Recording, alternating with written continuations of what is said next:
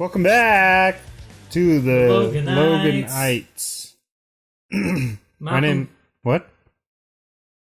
Hi.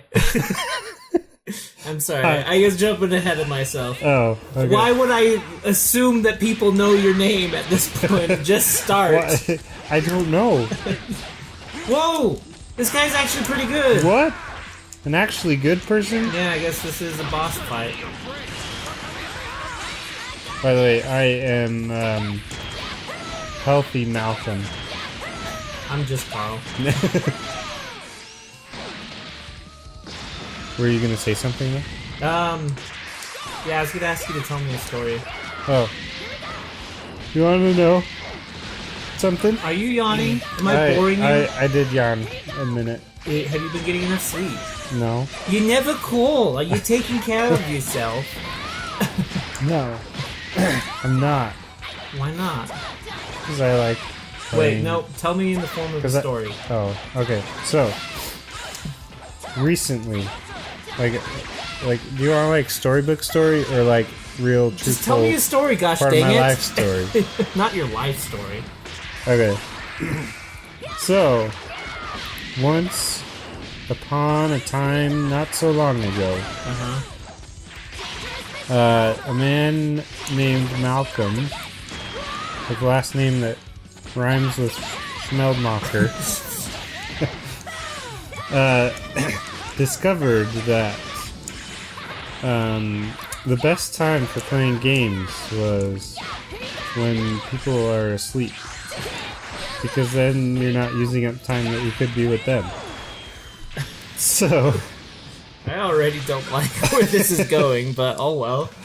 So why would I bother sleeping? So this man Malcolm decided that instead of sleeping, he could play games. So most nights, he puts his daughter to bed at 9 o'clock-ish. And then starts playing maybe 9:30 or 10 for about an hour or an hour and a half. And then watch an episode of a show. And then play till 1 o'clock and then go to bed. Goes to bed. And that's the story of why I'm so tired. I thought this was a hypothetical person. This was... That was the twist. You're Malcolm Schmeldmacher? No, Malcolm and then rhymes with Schmeldmacher. You are unbelievable. I can't believe you would tell me a farce. So she plans to lure us in, does she? I can't even look at your arm. What are those lines? It's just a boulder. It's just a boulder. Yeah. He doesn't have arms, he just filled his sleeves with rocks. It's probably in his diet, yeah. The Prince of All Saiyans needs no seasonings. This will make me stronger. Maybe that's how you get definition like that. Yeah. Just eating rocks. That is something people do, though. Really? Yeah, I saw a documentary on this guy who wanted like just big old biceps, and he got some injections, but it wasn't steroids or anything. It was just tiny little, well, I guess we'll call them rocks, and they're just in there forever.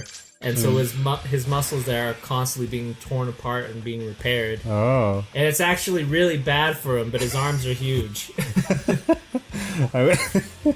That's weird. Oh, hey, I think we've arrived. Oh, wait. Because it's just a single path, and that's Android 21. It's the final battle. Woo! Is what it says. Could this be the end? Let's hope so. Okay, so there's another thing I wanted to tell you about. Okay. So, one of my favorite movie effects to make fun of, I call the pan surprise. Which is? The characters in the movie are unaware of something, but then the camera pans around them to reveal a surprise to the viewers, and then the characters in the movie are surprised as well. Oh. So that both of them share in the surprise. Yes, but they very obviously should have seen this thing before. They should have seen it. Yes. For example, I'll give you 2 examples. Okay. Mulan. Wait, you reference that movie a lot. Do I? Yeah. Okay, well, that's a good movie. Anyway, in Mulan, they're singing "A Girl Worth Fighting For," and then they come. And then all of a sudden they're like, "A girl worth fighting," and then it pans behind them, and they see this huge valley that's all burned, and a bunch of enemies are dead and stuff. But it's like. And they did not just come through a clearing. Yeah, no. It was just an open field. Yes, exactly. So, like, if they had their eyes open, they probably would have seen that. Maybe they were just busy, with, like, their snowball fight. Yeah. Anyway, so that's one example. And it makes me laugh, because, like, to the viewer, it's like, oh my. Oh, jeez. But to them, they would have seen it as they went over that last hill a mile away. But anyway, another example is Minions, the Minions movie. Yeah, I did see that on Netflix. I don't remember it though. Yeah, I probably wouldn't have ever chosen to see it, but my daughter was on a kick for a while that she loved that movie. So do all who come to see such films. Yeah. That is not for them to decide. Yep. So, do we need to let's switch things up a little? Oh wow, he's level 17 already. Yeah. Now Gohan is everybody else get a chance. Yeah. Let's get B team in here. So the Minion movie, at one point they're rowing across the ocean, and you see them over a couple days floating on the ocean, and then all of a sudden the camera pans around. And you see, like, the Statue of Liberty in New York City, and they row into it. No, without seeing it.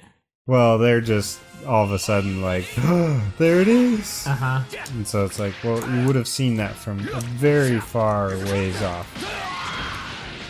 So that's one of my favorite movie effects to make fun of. And I call it the pan surprise. The pan surprise.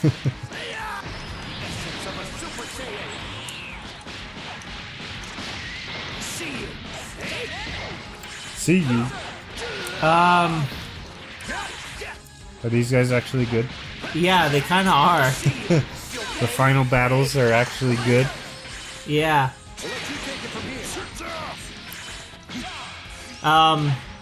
Here's something in movies that, specifically the Marvel movies, that I've noticed, and...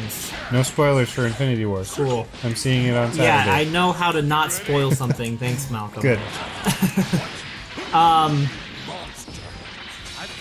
What they'll do is they'll have like a real moment, like some real character growth or real dramatic, but then they'll undercut it with a joke. So it kind of takes away the storytelling element, if you will. Let's see, what's a good example since you gave one? I don't want to bring up anything from Guardians of the Galaxy, because that's more of a comedy than all of them. Right, yeah. And I'm also trying to play a game here, so it's kind of hard to think. That is hard. Oh, Piccolo, no! No! Go, Krillin. Throw your beams. Iron Man 3. Okay. Where he's relating with the kid, and the kid's talking about not having a dad in his life. And yeah. And that's something that Tony relates to because of his own father issues. But at the end, he's like, well, there's no need to be a pussy about it. And it gets a laugh. But then you're just like, oh, okay, I guess we'll just move on from this moment. Yeah. Huh, that's interesting. It kind of ruins the rewatchability for me.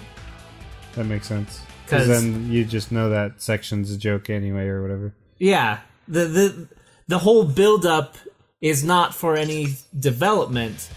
It's to have the rug pulled out from under you. Right. Huh. That's interesting. I hadn't noticed that. Yeah. And they do it a lot. And I think that is where some people... Not me. I I'm kind of there, but not there. But some people stop watching Marvel because they have superhero fatigue, air quotes. But I think that's just because it's basically wrestling. You're not there for a story. You just want to see your guy doing his move. Oh yeah. Yeah. That's why I've kind of gotten a little tired of him. I still go see him because I like him, but it just feels like the same thing over and over. Okay, I think we're in a good place. Yeah. Let's not undercut it with a joke. Yeah. We'll see you guys next time on the Loganites. Thanks for watching. Bye-bye. That doesn't count as a joke. Doesn't count.